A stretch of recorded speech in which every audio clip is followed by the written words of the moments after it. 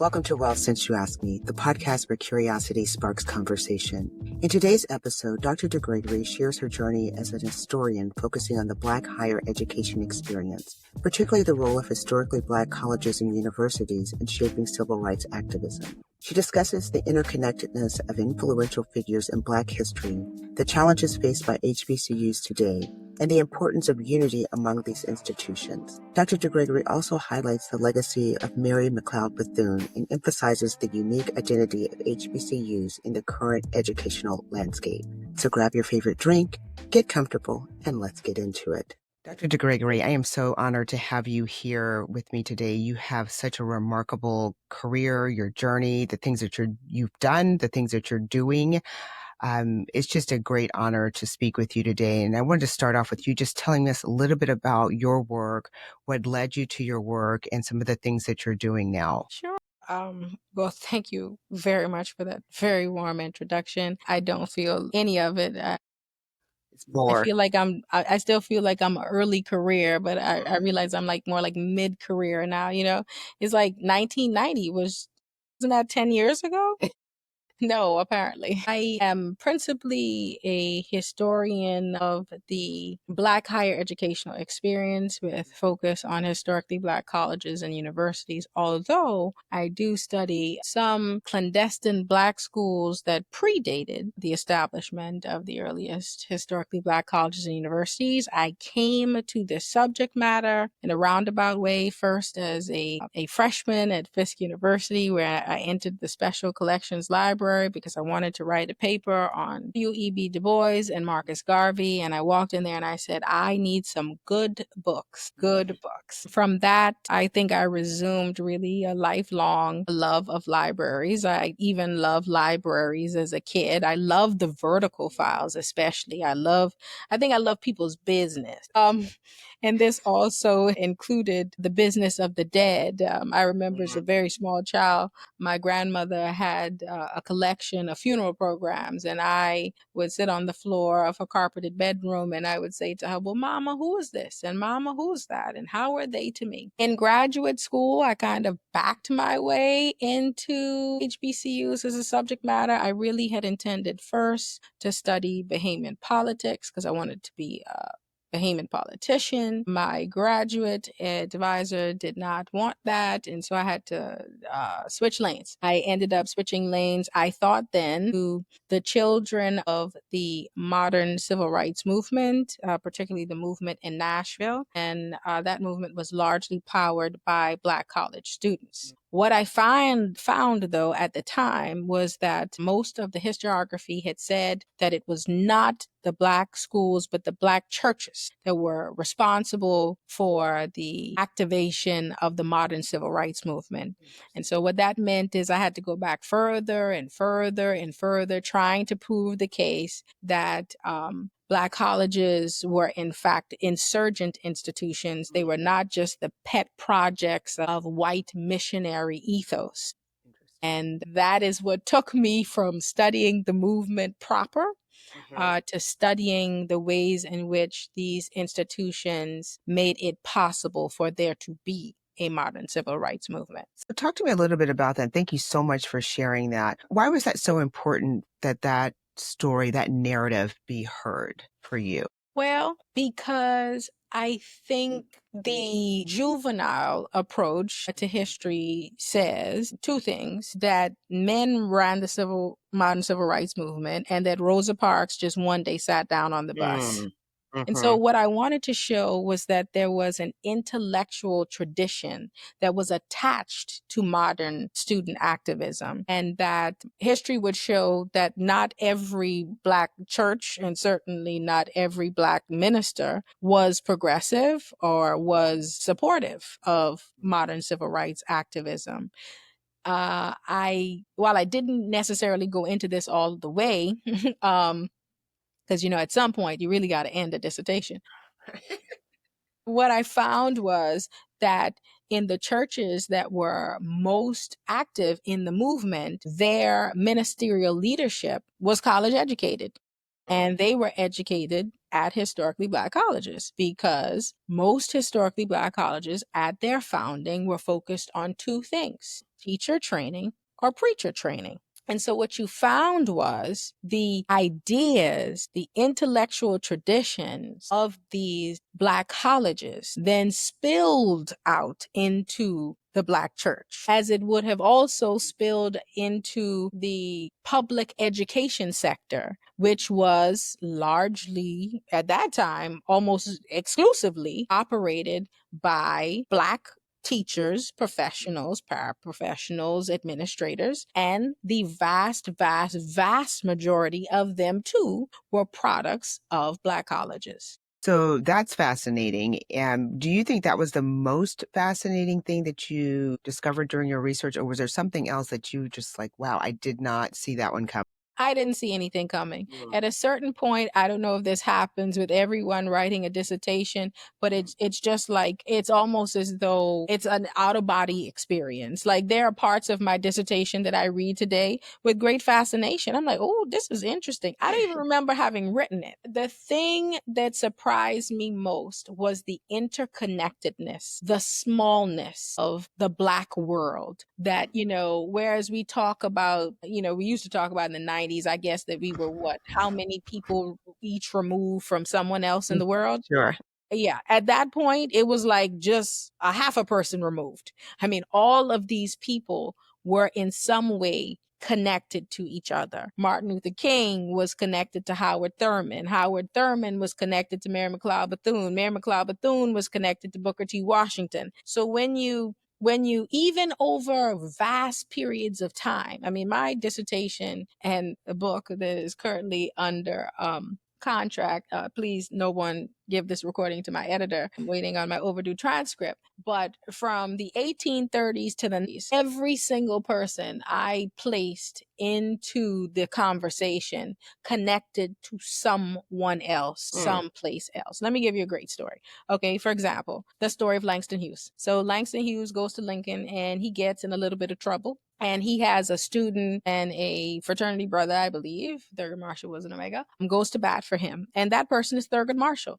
Thurgood Marshall saves Langston Hughes from being put out of school. I mean, who would think? Let me give you another example. You have John Hope Franklin, the preeminent historian of the 20th century, also a Fisk graduate. His parents were natives of Tulsa. They had come to Nashville for education. They were educated at a now long closed institution called Roger Williams University, which is actually incidentally a part of Vanderbilt's campus on their Vanderbilt University's Peabody campus. The last vestiges of what is left, it was actually burned to the ground, probably by arson in order to have land acquisition. But at that school, his mother and father had a favorite professor, and that professor's name was John Hope.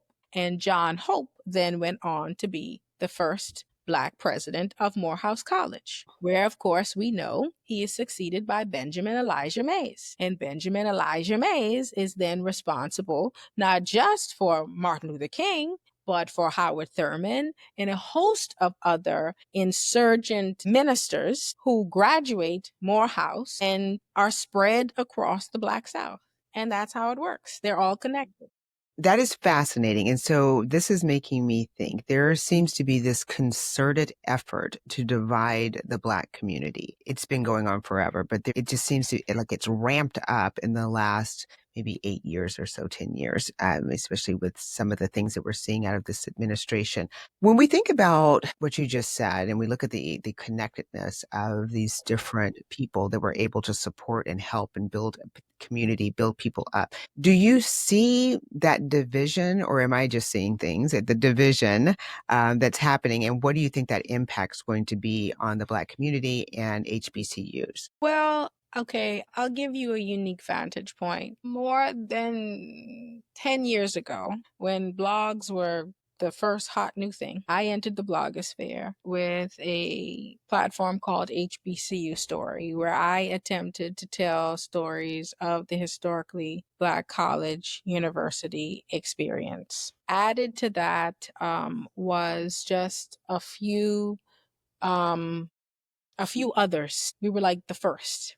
It's like HBCU Digest, HBCU Lifestyle, HBCU Pride Nation. And at that time, there was no collective HBCU storytelling. I even had a t-shirt company called Historically Black Apparel. And when I would try to sell those t-shirts, people would say to me, well, why would I want an HBCU shirt? Why wouldn't I just wear my individual institution? So in some ways on the landscape, what we have seen is a unification of HBCUs under one umbrella of persistence, understanding a little bit more than they would have, let's just say in the 90s, that but for the grace of God goes I, right? So it doesn't help you to celebrate the unfortunate instances that all institutions will at some point face, because bad things do happen, even to good people and even in good places. So I think what we've had is a lot of a more mature attitude about some of the institutional rivalries. Like, Bethune-Cookman is very much a rival of FAMU. Going to college in Nashville for undergrad, there was very much the sense that, Fisk was very different than Tennessee State.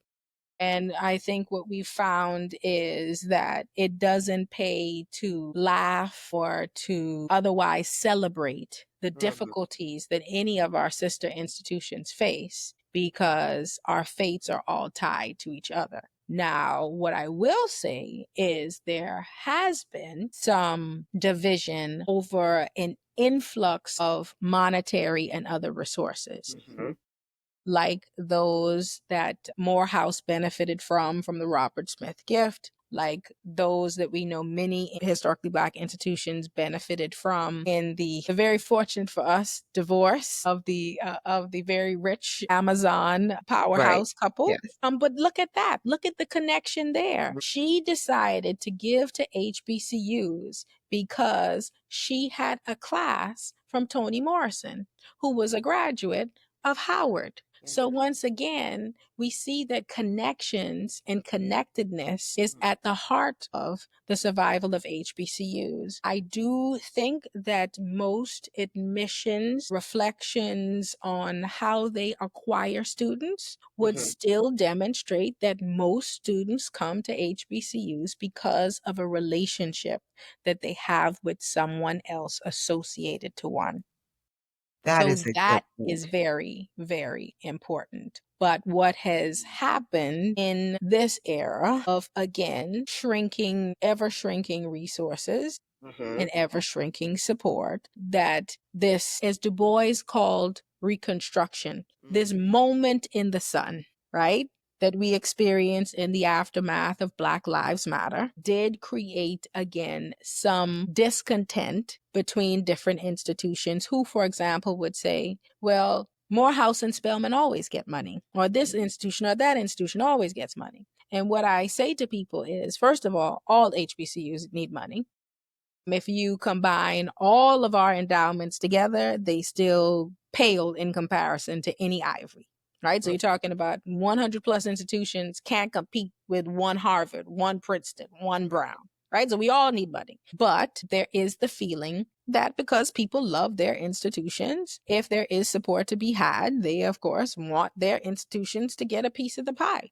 And what I say to them is, do you answer the phone? Do you return telephone calls? Do you nurture relationships?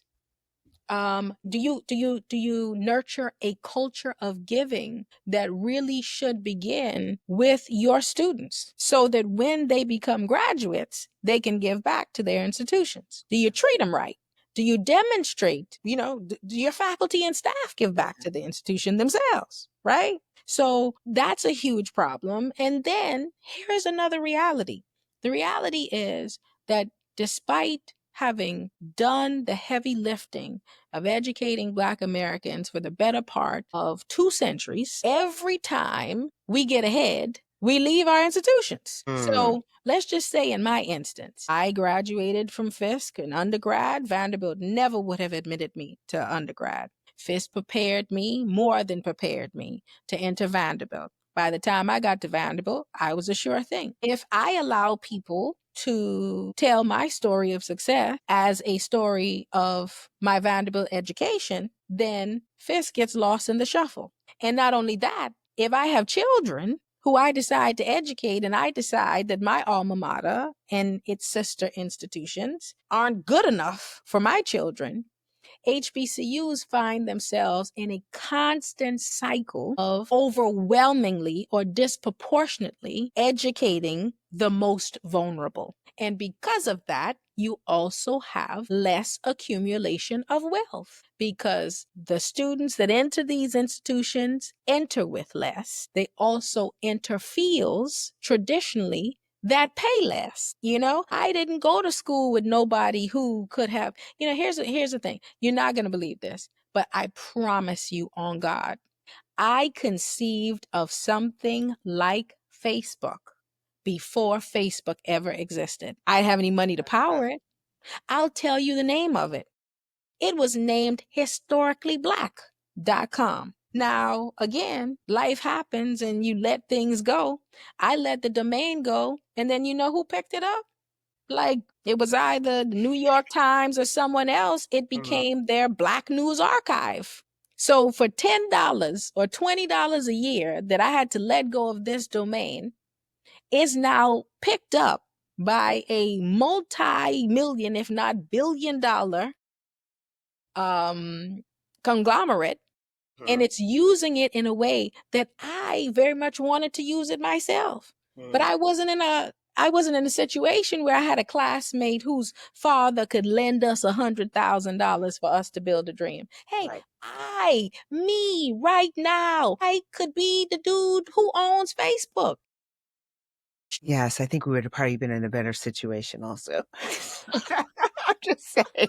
Listen, I would have tried. I certainly would have tried. I don't know if I would have always succeeded, but I would have tried. Dr. deGregory, you said a couple of things that caught my interest. One of them was about students that are electing to go on to higher institutions. And I heard you say that for them, most students that are in HBCUs, they have a connection there. So for a student that doesn't have a connection and their parents didn't go there, or maybe they're even first generation, what are some of the things that they need to prepare for before they go into an HBCU?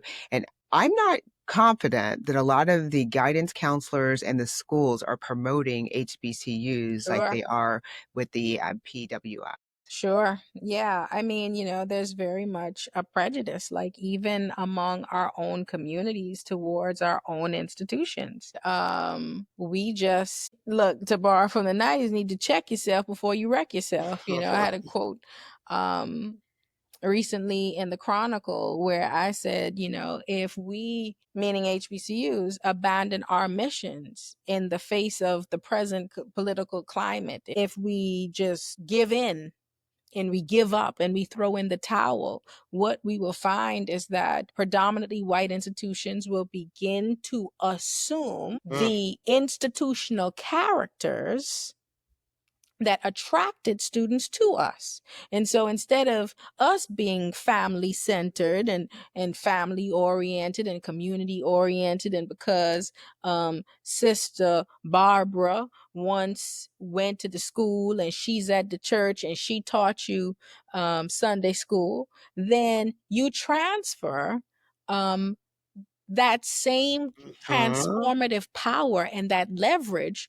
to predominantly white institutions. And that is how you find, for example, that Georgia State University, because its Black population is larger than the entire population of any HBCU in America, they a Black school. They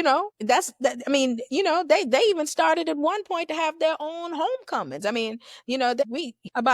Seriously, before COVID, this was a whole thing. People were literally at war on Twitter about the fact that strolling on the yard, did not constitute what it meant to be a historically Black college or university, or what it meant to be a product of that culture. So when you think about that, and there's uniqueness about HBCUs, and I did not attend an HBCU, full disclosure. I probably should have, but I didn't. Not too late, girl. See, that's the problem. And that's also part of the problem, that predominantly white and traditionally white institutions get the benefit of the best and brightest graduates from historically Black colleges and universities who attend their institutions for graduate, professional, and every other kind of advanced degree. And it is the metrics from those graduates that go into the ranking of institutions. So HBCUs, by being gateways to predominantly or traditionally white institutions, are helping to support the appearance of them being more successful institutions than the HBCUs themselves. You see, that's how you because people say you went to a Black school, so you need to get a white school degree to go with it because that's going to make you more attractive. And even people within HBCU culture peddle these false truths, or maybe partly truths, because the truth of the matter is we still live very much in a white supremacist society and world. So talk to me a little bit about what makes an HBCU, a true HBCU, unique and something that someone should strongly consider when they're looking for a university. Okay, so let me start with the first thing. What is an HBCU? An HBCU is a federal designation. It has very little to do with the present composition, actually nothing to do with the present composition of the student body, faculty, staff, or administration, right? The designation requires that your institution, I believe, is founded prior to 1964, 65, and that institution at its founding, its mission was the education of people of African descent. The other qualifier is that you hold accreditation from a reputable institution, governing board. In the South, for example, it might be SAC-COC, it may be TRACS. There are, various accrediting bodies. Now, you get into a situation where, let's just say, with population shifts in places like West Virginia or Kentucky, Black minors have left. So Black families have left. So as the state becomes whiter and whiter, the population of these schools becomes whiter and whiter. But because at their founding, they predate the date that, is the qualifier, because they are at their founding, founded with the mission of educating people of African descent, and because they are accredited. And though, for example, West Virginia State is probably about 95 to 98% white, it's still an HBCU. Did not know this. That is fascinating. Right? It's still I did not know that. So too is Kentucky State. Very interesting. So again, what you find is that the present, when people talk about, it's not a Black school anymore because, it's not an HBCU because it's not Black, or you have people who actually have the false belief that because an institution is an HBCU, for example, that every student will be Black and every professor will be Black. And, just everybody will be Black. But at the outset of these institutions, that was true for none of them at all. Especially the private that were founded in the wake of the Civil War, like a Fisk, a Morehouse, a Spelman. Those institutions did not have, many of them, Black presidents until the mid-20th century. Their faculty was largely driven by white missionaries, sometimes because the white missionaries, again, were ostracized and themselves victims of racist attacks. Their children attended Black colleges. So that is one of the biggest misnomers, is that Black colleges are segregationist institutions. Black colleges did not decide to be Black. White America's exclusion of Black student educational opportunities forced the creation of Black colleges, and state institutions maintained that separation because public institutions, by virtue of the moral acts, first and second moral acts, were required to offer education to their populaces that included Black students. In some instances, because they didn't want to create educational opportunities or make space for Black students, the state would pay to send the Black student applicants to the public white institutions to a private Black college. Wow. I didn't know any of this. This is amazing. That is fascinating. So at the heart of it is what makes an HBCU an HBCU. And I would say fundamentally, for me, at the heart of HBCU culture is not even a family experience, although, we sell that, we sell homecoming, we sell rhythm, and we got rhythm and blues, we got, Golden Girl dancers and cheerleaders and strolling on the yards and fried chicken Wednesdays is a very important day. You better get to cafeteria really, really early, right? Is a fundamental belief in the transformative power of education for Black people and for Black life, by virtue of, if I educate one student, I have helped a family, I have helped a community. And by virtue of that, I have helped the collective destiny of Black people in America and beyond. Beautiful. That is very beautiful. Thank you so much for sharing that. You're an accomplished speaker, an accomplished writer. You've written several pieces that have appeared in some great publications. You have already written a book. I heard you say that you're writing another one. To be on the lookout for that one. I know that at the university, you're coming up on, is it the 100th year?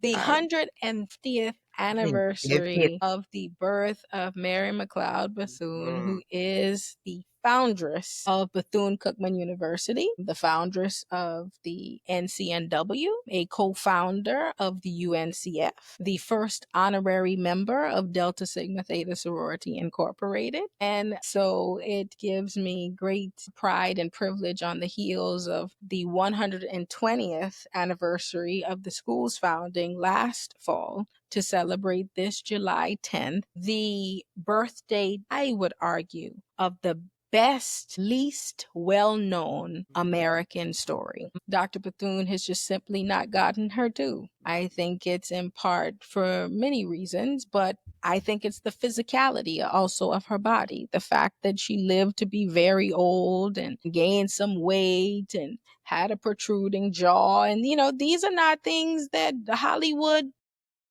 chooses for their darlings. And I think that because of that, she has been sidelined in ways in which have marginalized her story and marginalized the truth, which is that she probably was the single most important Black figure of the 20th century, in my estimation, because the things that she did, the seeds that she planted, are still bearing fruit. There would be no Tuskegee Airmen without Mary McLeod Bethune. No UNCF, no National Council of Negro Women. No Bethune-Cookman University. When you take those things off the landscape, there would have been no Black cabinet in Roosevelt's administration, right? There would have been no Black representation in the American Red Cross. Mary McLeod Bethune built a hospital, the McLeod Hospital, had a nursing school. These are remarkable feats for a woman of her time, especially a woman who is a single woman, a single mother without pedigree, a husband who's somewhere in the wind that she's eventually going to have to give a decent burial to, even though he did very little other than frustrate her life. She is carrying Black America on her backs. And one of the things I like to tell people is, she didn't die peacefully in her sleep. She worked up until the day that she died, until the moment that her heart gave out and she collapsed dead on the floor. And we just simply don't talk enough about how women take on these additional responsibilities of unpaid labor, uncompensated, unrecognized, because, you're quote unquote mothering. And it's just so wonderful when you go to Big Mama's funeral and they say, oh, Big Mama would give you the shirt off her back. Terrible, terrible narrative. Kill that narrative. Big Mama, keep your shirt on your back, baby. Okay? Because that ain't one monkey not gonna stop no show. All right? Life will move on. And so in the founder's story, I find both incredible faith, incredible sufferings in the midst of those strivings. And I think that it should inform the way in which we think about these,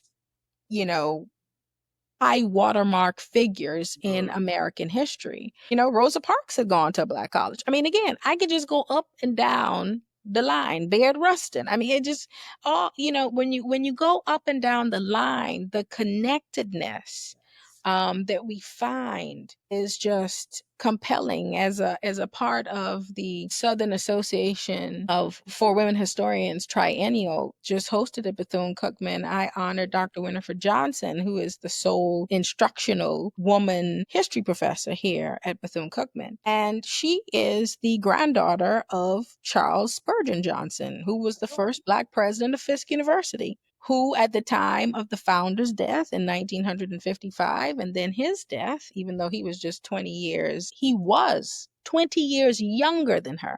He died just 1 year later, right? He never finished the biography. And so what I said in tribute to Dr. Johnson was, you have not written the manuscript, but you have written yourself into the hearts and minds of generations of Bethune-Cookman students. How much more can one fulfill a promise if that is not a promise fulfilled? And that is the way in which these institutions keep going. That's how they keep fighting. That's how they keep teaching. That's how they keep preaching. That's how the band plays on. That's how the sororities and the fraternities stroll, because at the heart of Black institutions is Black self-determination. Whether there's federal or state support, that depends on the political season. Whether or not you get some other kind of support from a philanthropist, hey, depends on the philanthropist. It's their money. They get to choose. But what you always, always, always have is each other and yourselves. And because of that, I really do think that we have to consider a path forward where we can work more closely together for a common goal, not perceiving each other in direct competition with each other. Here's the thing. If you want to go to school in Nashville, that's great. There are 4 historically Black colleges there. One is Fisk University. One is Tennessee State University. One is American Baptist College. The other is Meharry Medical College. Those institutions are very, very, very different from each other. Why is it not possible for the 4 of them to combine in some kind of marketing or recruitment effort, right? Nothing other than the fact that their individual aspirations keep them from seeing that, as Janetta Bedge-Cole, the president emerita of both Spelman College and Bennett College for Women, has said, if you want to go fast, go alone. If you want to go far, go. Beautiful. Love that. I love that. You are also very remarkable. This conversation has been beyond anything that I could have imagined. I'm so honored to have this conversation with you and to hear your voice. I know that we're almost out of time. I usually end the episode with a question. Well, since you asked me, so I'm going to ask you a question about FAMU and the president that's there. If you have any thoughts about, we talked a little bit about people being in universities where they don't have a lot of connection. Do you have any thoughts on that? And if you don't, it's okay. All of these institutions find themselves at difficult crossroads for many different reasons. And like I said, everyone will have their mountain and they'll have their valleys. And it is important that we are supportive of each other in valleys. It is important that we can celebrate each other's mountaintop experiences. You know, up until last year, there were about, I don't know, maybe 20 HBCU presidential vacancies. So the fact that FAMU has found itself in the place and space that it is not any different than any other HBCU can at any moment also find itself. These are the times in which we live. And the truth of the matter is, in my opinion, that HBCU leadership has to do a better job in creating a culture of succession. And in the absence of that culture, what we find is that outsiders are welcome, you know? I mean, if you scare off all of your talented young faculty, right? If you don't allow people an opportunity to progress their careers either through the academic rank from assistant to associate to full professor, if you don't give people who have demonstrated both a skill set and also a desire to lead, an opportunity to sit in rooms and at tables where they can observe the skill sets that they need in order to do a good job, then you find yourselves left wanting. So then you're at the mercy of whomever applies for those jobs. Interesting. I love that. I love that. Dr. deGregory, thank you so much for joining me tonight. I appreciate you. I've learned a lot. I know that anyone listening is going to learn. I'm going to be on the lookout for your work and your writings. I love reading. I'm also a huge fan of libraries. I'd love to have a huge library in my house. So yes, I'm also right there with you. How great is that? Yes, yes. So I appreciate you. I wish you a wonderful summer, and I hope that you get some time to rest so that you can get back at it in the fall. Hey, listen, I am not quite off yet. The founder's birthday still approaches, so I'll be busy through that time. But certainly, I thank you for this time. This has been a wonderful discussion, and I'm always happy to return to talk more. All right. I hope that you will. Thank you. Thank you. Well, that's a wrap for this edition of Well, Since You Asked Me. I hope this conversation left you with something to think about, something to question, or maybe even something to share. The Well, Since You Asked Me podcast is a production of the SME Media Group, LLC. All rights are reserved. Be sure to check out our other podcast, I Take Your Point, exclusively on YouTube. I would like to thank our executive producer, John Dunson, audio and video technician, Ryan Sexton, and graphic designer, Ellen Jacobs. Please share, like, and subscribe. Spread the word. And until next time, stay curious, stay open, and keep asking the questions that matter. Bye.